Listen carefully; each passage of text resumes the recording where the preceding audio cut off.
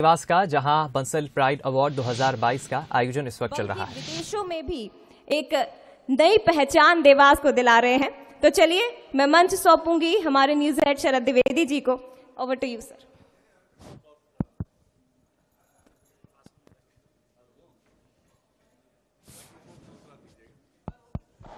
बहुत शुक्रिया जया और प्रगति, आप दोनों को बहुत धन्यवाद।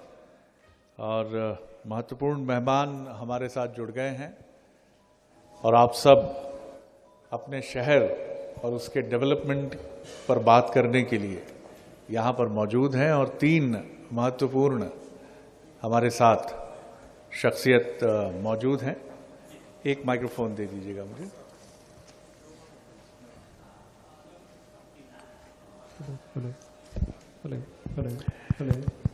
विकास का जो एक पारंपरिक अर्थ आपके हमारे मन में आता है, वो सरकार, तंत्र, प्रशासन इसकी तरफ ही जाता है। लेकिन आपसे 30-35 किलोमीटर दूर इंदौर ने हम सबको ये बताया है कि विकास एक गहरी भागीदारी का नाम है। भागीदारी राजनीतिक दलों की और भागीदारी जनता की। और कलेक्टर साहब से कुछ समय पहले चंद्रमौली जी से जब मेरी बात हुई और मैंने कुछ रिपोर्ट्स को भी देखा, तो मैंने ये पाया कि आपका ये शहर एक बहुत ही जबरदस्त, जिसको कहते हैं कि अपना टाइम आएगा, तो मुझे लगता है कि देवास का समय शुरू होता है। अब शुरू हो गया है देवास का वक्त। क्यों हो गया है? क्योंकि आपकी लोकेशन बहुत स्ट्रैटेजिक शुरू से रही है, लेकिन पहले आप इसको लेकर ये मानते थे कि ये डिसएडवांटेज है आपके लिए, आपकी कहीं ना कहीं कमी है कि इधर उज्जैन है, इधर इंदौर है। लेकिन कभी शायद, कितनी सच्चाई है मैं नहीं कह सकता, लेकिन हो सकता है आपको लगता हो। लेकिन हमेशा कहते हैं कि कुछ चुनौतियों में भी वरदान छिपे होते हैं। आज इंदौर अपने सैचुरेशन एलिमेंट को छू रहा है। विकास की हम बात करें, डेवलपमेंट की हम बात करें, माइक्रोफोन, तो मैं आगे बढ़ाता हूं बातचीत को। और हमारे साथ राजीव खंडेलवाल सर हैं, जिला अध्यक्ष हैं बीजेपी के, अपनी विनम्र मुस्कान के साथ। चंद्रमौली शुक्ला जी को देखता हूं तो मुझे लगता है कि मुझे अभी बहुत काम करने की जरूरत है, थोड़ा सा अभी मामला ठीक नहीं है।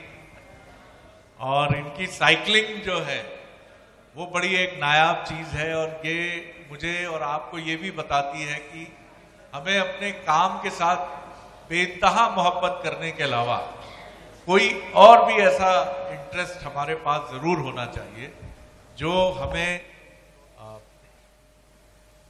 खूबसूरत दिखने के लिए और खूबसूरत से अधिक फिट दिखने के लिए, क्योंकि ये जिस काम से जुड़े हैं उस काम में फिटनेस बहुत अहम रोल प्ले करती है। विशाल सिंह चौहान साहब, आपके लिए भी यही वर्ड्स हैं मेरे। आप भी माशाल्लाह बहुत फिट हैं, चुस्त दुरुस्त हैं। सबसे पहले शुक्ला जी, मैं एक छोटा सा प्रश्न आपसे लेकर ही उस बात को आज यहां और आगे बढ़ाइए आप, कि देवास का समय शुरू हो चुका है। बिल्कुल ये मध्य प्रदेश का और इस सेंट्रल रीजन का गुड़गांवा होने जा रहा है। कैसे जी? प्लीज। मेरे समय लास्ट में मेरी जब आपसे बातचीत हुई थी तो मैंने कहा था देवास का समय है, और मैंने ये भी कहा था कि जो देवास जो है अगला गुड़गांव है। मैं इसको थोड़ा सा एलैबोरेट कर देता हूँ, क्या मंशा थी मेरी कहने की। 1980 में गुड़गांव नहीं था। गाजियाबाद जिले का एक बहुत नेग्लेक्टेड हिस्सा हुआ करता था, जिससे उस समय अलग जिला बनने की मांग हुई, इसलिए गुड़गांव को बना नहीं, गाजियाबाद से अलग कर दिया गया। पर 80 और गुड़गांव में बेसिकली बहुत सारे आश्रम होते थे। गुड़गांव के बारे में ये मशहूर था उस जमाने में कि कुछ आश्रम है या कि सुअर है, दो ही चीज़ होते थे वहाँ। तो 80 साल से लेकर के लगभग 1990-92 के आसपास जब लिबरलाइजेशन चालू हुआ और जितने भी जो हमारे सॉफ्टवेयर कंपनीज के वो खुलना स्टार्ट हुए, तो गुड़गांव बिकेम लाइक सबसे इम्पोर्टेंट। आज की तारीख में गुड़गांव में 26 मॉल हैं, 7-8 के आसपास गोल्फ कोर्ट्स हैं। कितनी दुनिया की बड़ी कॉरपोरेशंस के कॉर्पोरेट ऑफिसेज जो इंडिया हेड करते हैं वो लगभग अधिकांशतः आपको गुड़गांव में मिलेंगे। तो गुड़गांव की story is not more than 40 years. 1980 में क्रिएट हुआ, आज 2022 में लगभग 40 सालों में इंडिया का सबसे बेहतर या इंफ्रास्ट्रक्चर वाइज या कि जिस तरह से ग्रो हुआ है, बहुत तेजी से ग्रो हुआ। उसका दूसरा, आप जब मेरा कहने का मंशा था, अभी आपने रिसेंटली एक रिपोर्ट पढ़ी होगी इंदौर के मास्टर प्लान की। ये कहते हैं कि इंदौर की पॉपुलेशन 2025 में 1.5 करोड़ होगी।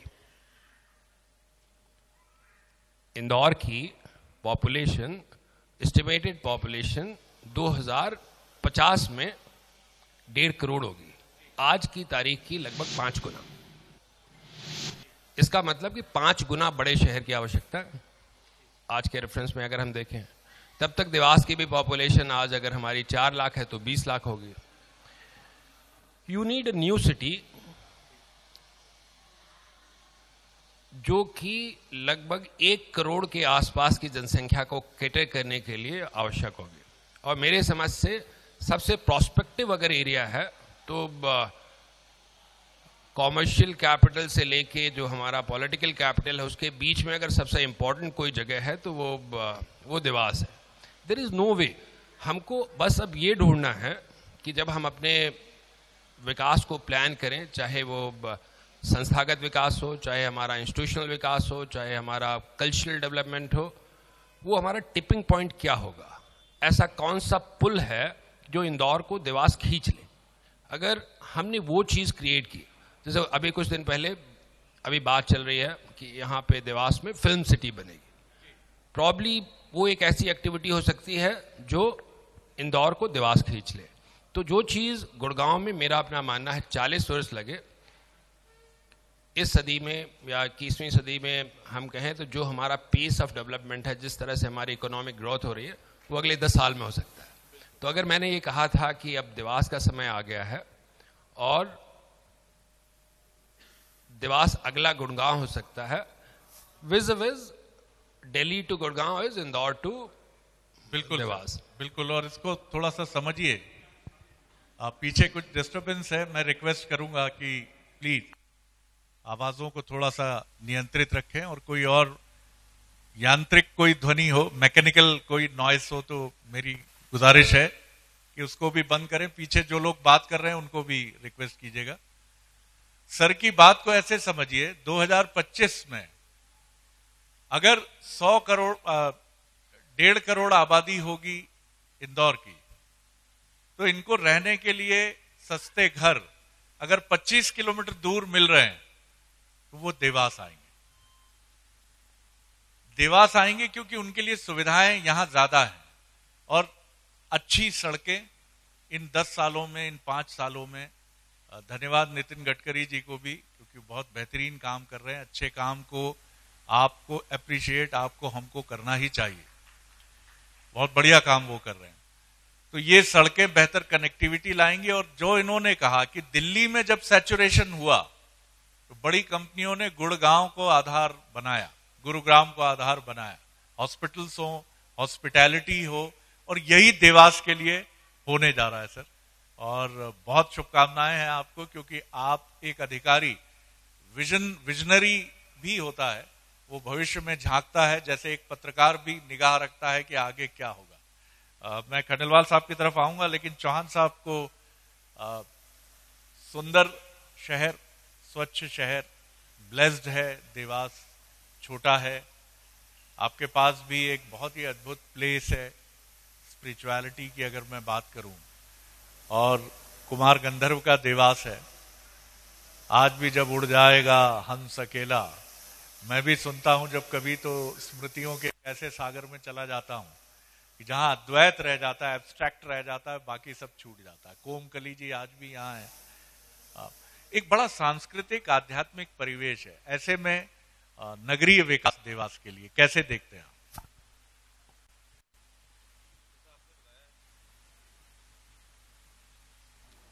हेलो।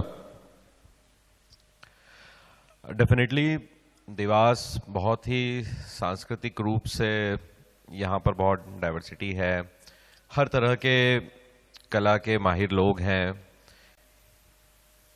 आध्यात्मिक रूप से, धार्मिक रूप से भी शहर का अपना एक अलग महत्व है और यही इस शहर को अलग भी करता है। हम लोगों ने पिछले लगभग 3 सालों में इस चीज को लेकर बहुत प्रयास भी करा है कि ये जो हमारी, चाहे वो सांस्कृतिक या आध्यात्मिक या धार्मिक, हमारी जो भी हमारा जो कल्चर है, उसको हम लोग कैसे सहेज के रखें, इन लोगों के साथ में मिलके कैसे कंधे से कंधा मिला के प्रशासन उनको सहयोग करे। और पिछले 2-3 सालों में लगभग हम उन लोगों को फिर से समाज के मुख्य धारा में भी ला पाए हैं जो धीरे धीरे कहीं खो रहे थे। और अब ये स्थिति आ गई है कि बहुत अधिक हद तक अब ये सभी लोग फिर से एक्टिव हो गए हैं और देवास में अब हर जगह इन चीज़ों की ज़रूर बात होती है कि विकास सिर्फ धरातल पे जो होता है वो महत्वपूर्ण नहीं है। आपके जो सामाजिक, आपका जो सामाजिक इतिहास है, आपका जो सांस्कृतिक इतिहास है, उसको भी आपको आगे लेके चलना होता है। और उन्हीं सभी चीज़ों पर भी हम लोगों ने काम करा है। ऐसा नहीं है कि सिर्फ हम लोग बात करते हैं कि हमने इंफ्रास्ट्रक्चर में क्या कर दिया है या इंस्टीट्यूशनल डेवलपमेंट में क्या कर दिया है या सफाई के क्षेत्र में क्या कर दिया, हरियाली में क्या कर दिया। ओवरऑल डेवलपमेंट सभी चीज़ों को लेकर होना चाहिए और उसी पर हम लोग लगातार काम भी कर रहे हैं। बिल्कुल आपने ठीक कहा। और इसमें देवास की जो जनता है, यानी आप सब जो है, उनका एक बहुत लाइव कंट्रीब्यूशन बहुत जरूरी है। मैं अक्सर ये बात ऐसे किसी मंच पर जब भी होता हूं तो दोहराता हूं। देखिए, अच्छी चीज किसी से भी सीखने में पीछे नहीं होना चाहिए। इंदौर के एक 2 ही दलों की मध्य प्रदेश की राजनीति है, कांग्रेस और बीजेपी। लेकिन मैं नाम नहीं लूंगा कि वो नेता कांग्रेस के थे कि बीजेपी के थे। उन्होंने एक बार मुझसे कहा, अच्छे बड़े नेता हैं, उन्होंने कहा, शरद जी, इंदौर के डेवलपमेंट की जब बात होती है और हमें दिल्ली जाना होता है तो कई बार हम एक ही फ्लाइट या एक ही ट्रेन में बैठ के जाते हैं, कांग्रेस और बीजेपी के लोग। बोले आपको इंदौर में विरोध जरूर दिख जाएगा थोड़ा बहुत, लेकिन हम विरोध इंदौर के मसले पर नहीं करते। मुझे याद आता है कि जब कैलाश विजयवर्गीय जी महापौर थे इंदौर के, तो सबसे ज्यादा मदद वो लेके आते थे उस समय के जो मुख्यमंत्री थे दिग्विजय सिंह से। ये इंदौर की ताकत है। लेकिन ये इंदौर की ताकत देवास की भी ताकत हो सकती है, होगी ही। खंडेलवाल साहब हमारे बीच में हैं, क्योंकि राजनीतिक कटुता कई बार बहुत डेवलपमेंट पर बहुत खराब असर डालती है। खंडेलवाल साहब, मैं आपकी तरफ नमस्कार। नमस्कार सर। किस तरह आप देखते हैं अपने प्यारे से, खूबसूरत से, आध्यात्मिक और सांस्कृतिक परिवेश में ढले देवास को और इसके भविष्य के विकास को? निश्चित रूप से देवास का भविष्य में बहुत बड़ा और व्यवस्थित देख रहा हूं, क्योंकि हम एक तरफ हमारी व्यापारिक राजधानी इंदौर है और एक तरफ हमारी सांस्कृतिक राजधानी उज्जैन है, और बीच में देवास में होने के कारण हमारी विकास की कई संभावनाएं हमको दिखती है। और खासकर मैं आज इस अवसर पर यह भी कहना चाहूँगा कि सारी कंपनी, चाहे वो केंद्र में यशस्वी प्रधानमंत्री नरेंद्र भाई मोदी से लेकर एक पार्षद तक, एक ही कंपनी के भारतीय जनता पार्टी के होने के कारण एक सुचारू विकास देवास में सकारात्मक जो होना चाहिए, जो मिल रहा है, जो दिख रहा है, वो निश्चित रूप से देवास के भविष्य को और अधिक तेज गति से आगे बढ़ाने का काम करेगा। वाह, बिल्कुल ठीक बात है। मैं फिर शुक्ला सर की तरफ आऊंगा।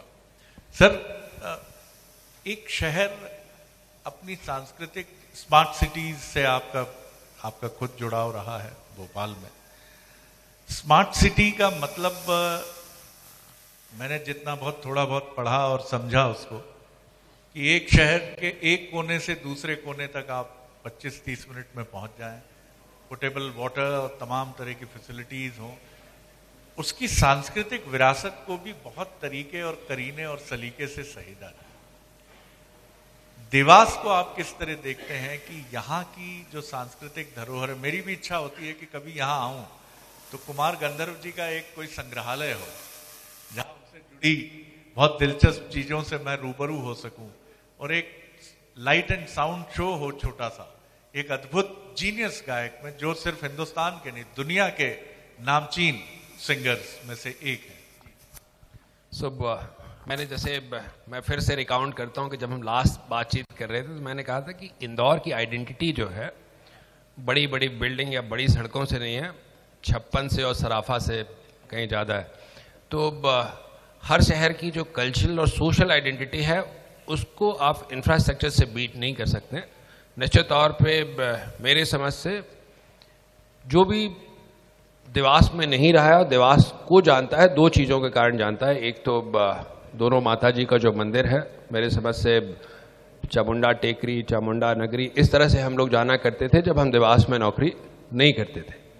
दूसरा, देवास को इंडस्ट्रीज़ के कारण 60 के 70 के दशक में, तो मेरे समझ से ये दोनों ऐसे कंपोनेंट हैं जो शहर की आइडेंटिटी हैं, और इनको निश्चित तौर पे जो इनका ऑर्गेनिक डेवलपमेंट है जो अपने से विकसित हो रहे हैं, उसके अलावा सरकारी पुश, सरकार की योजनाओं की, जैसे आपने स्मार्ट सिटी का, स्मार्ट सिटी कोई ऐसा सिटी या कोई स्मार्ट होना ये नहीं, स्मार्ट सिटी सरकार की एक योजना थी जिसके कुछ पैरामीटर्स थे, उन पैरामीटर के तहत उस प्रोग्राम को इम्प्लीमेंट करना था। इसलिए कई बार स्मार्ट सिटी को लेकर के लोगों को लगता है पता नहीं क्या हो जाएगा, बट जैसे सरकार की हज़ारों अन्य स्कीमें हैं, एक स्कीम स्मार्ट सिटी योजना भी थी। तो जिन शहरों में वो लागू हुई, चूँकि कॉम्पिटिटिव मोड में हुआ, बहुत शहरों ने उसमें पार्टिसिपेट किया।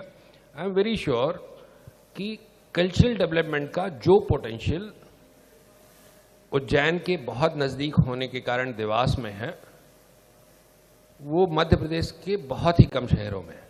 और अभी मुझे बताते हुए आपको संज्ञान में लाऊंगा कि पिछले नवरात्रि के समय हमने अपना गौरव दिवस मनाया, जो देवास गौरव दिवस, और उसमें तरह तरह के प्रोग्राम हुए। यहाँ पे एक चुनरी यात्रा निकली, मेरे समझ से उसमें 5 लाख लोग से ज़्यादा पार्टिसिपेट किए होंगे। एक महाआरती हुई जिसमें शहर के बहुत सारे लोग, तो ऐसा नहीं था कि वो प्रशासनिक कार्यक्रम थे, वो कार्यक्रम से ये हमको सीखने को मिला कि इस शहर में अपने सांस्कृतिक गौरव को लेकर के, अपनी विरासत को लेकर के बड़ी ललक है, और उसको सहेजने की और उसको आगे बढ़ाने का बड़ा अरमान है।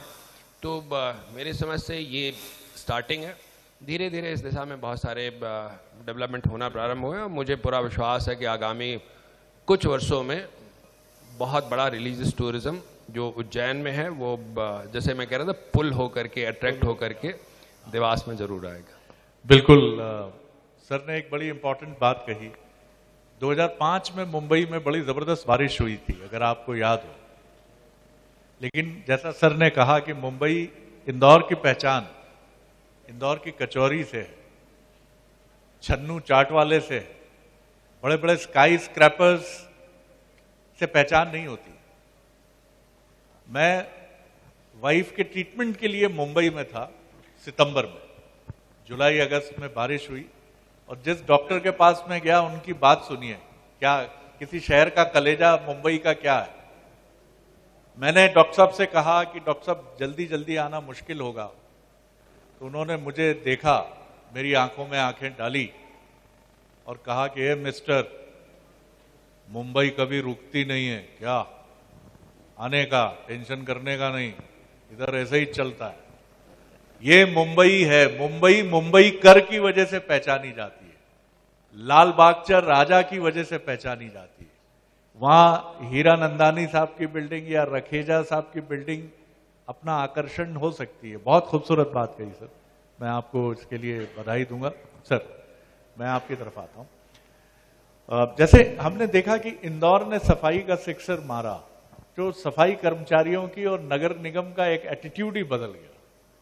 एक कॉलर ऊंची करने का, मस्त रहने का, अपन इस टीम का हिस्सा है, ये जो भाव ये चैंपियन टीम में होता है। जैसा 82 में कपिल देव साहब जब वर्ल्ड कप लेके आए तो हमें विराट कोहली भी मिले, उसके पहले सचिन भी मिले, फास्ट बॉलर्स भी मिले।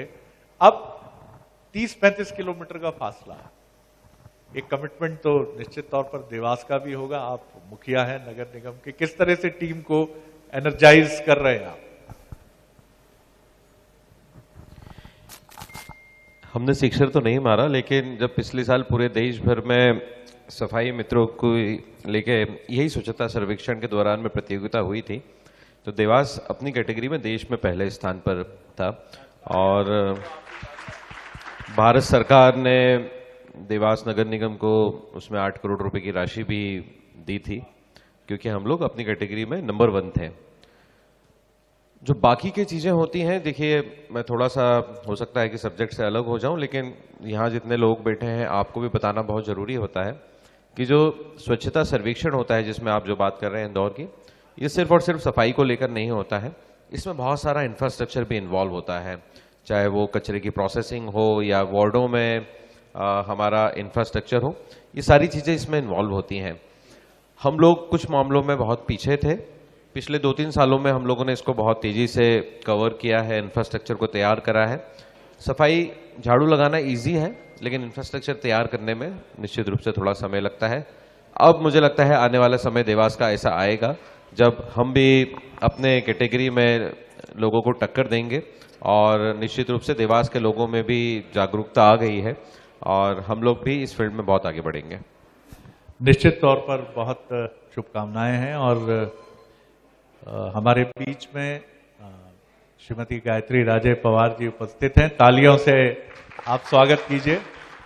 आपके अपने देवास के जन प्रतिनिधि होने के साथ विकास की एक बड़ी मजबूत आवाज भी हैं, और उन जनप्रतिनिधियों में से भी हैं जिनकी सौम्यता हमें यह आश्वस्त करती है कि एक जनप्रतिनिधि और एक बिजनेस वुमन भी हैं। जब मैंने इनसे बात की, वो इनका पक्ष शायद कम सामने आता है, लेकिन मैंने देखा कि बहुत स्ट्रांगली ये बहुत सारी भूमिकाओं को, और मैं बेहिचक आपको भी आश्वस्त कर सकता हूं और आपके साथ मध्य प्रदेश और देश की आधी आबादी को कि आने वाला वक्त आप लोगों का, हम लोग लाल कालीन बिछाकर बिल्कुल इंतजार करेंगे, क्योंकि आप लोगों ने जिस तरह अगेंस्ट ऑल ओड्स जो हम कहते हैं, तमाम चुनौतियों के बाद, मुझे लगता है एक बार फिर तालियों से जितनी भी हमारी आधी आबादी यहाँ है सबके लिए स्वागत करते हैं हम आपका।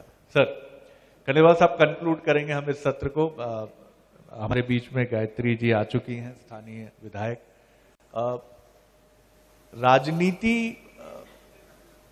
का अपना स्वभाव है, वो रहेगा। चुनाव जीतना उसका एक बहुत अहम उद्देश्य है, वो भी रहेगा। लेकिन इसके बीच में कुछ चीजें ऐसी हैं जो जनता की आकांक्षाओं से जुड़ती हैं, नैतिकता से भी जुड़ती हैं, कमिटमेंट से भी जुड़ती हैं। इस द्वंद्व के बीच में आपको आगे बढ़ना होता है। कितना आश्वस्त आप करते हैं एक युवा लीडर के नाते कि आप इन तमाम चुनौतियों के बीच आगे बढ़ते चले चलेंगे? निश्चित रूप से मैं जिस संगठन से आता हूं वो भारतीय जनता पार्टी एक विचार को लेकर काम करने वाली पार्टी है, और हम लक्ष्य और विचार को लेकर जब सामूहिक नेतृत्व की बात करते हैं, और सामूहिक नेतृत्व में हम सब परिवार के सदस्यों से विचार विमर्श करके जब किसी दिशा को लेकर आगे बढ़ने का प्रयास करते हैं, तो निश्चित रूप से उनमें हमको सफलता मिलती है। और भारतीय राजनीति में जिस प्रकार से हमारे यशस्वी प्रधानमंत्री नरेंद्र भाई मोदी जी ने वर्तमान देश में राजनीति का जो स्वरूप बदल दिया है, उससे मुझे लगता है कि दिशा तो वो तय करके भेजते हैं, हमको तो सिर्फ उस दिशा को पालन करते हुए समाज के अंतिम व्यक्ति के तक हमारे विचारों को पहुंचाकर उनको हमारे बीच में हम कैसे समाहित कर सकें, इसको लेकर हम भारतीय जनता पार्टी और राजनीतिक क्षेत्र में काम करने वाले कार्यकर्ता हैं। निश्चित रूप से विचार कहीं भी बहुत महत्वपूर्ण है। वो विचार एक घर को एकजुट रखने का विचार हो, दीपावली बहुत नज़दीक है, उसको अपनी परंपरा और जड़ों से जुड़कर मनाने का विचार हो, या राजनीति में जिसका खंडेलवाल साहब जिक्र कर रहे हैं। मैं आप तीनों का बहुत धन्यवाद करता हूं। आप बहुत उम्मीद के चेहरे हैं, न सिर्फ देवास के लिए बल्कि मध्य प्रदेश के लिए। बहुत शुक्रिया चौहान साहब, चंद्रमौली जी, चौहान साहब बहुत शुक्रिया सर। प्लीज।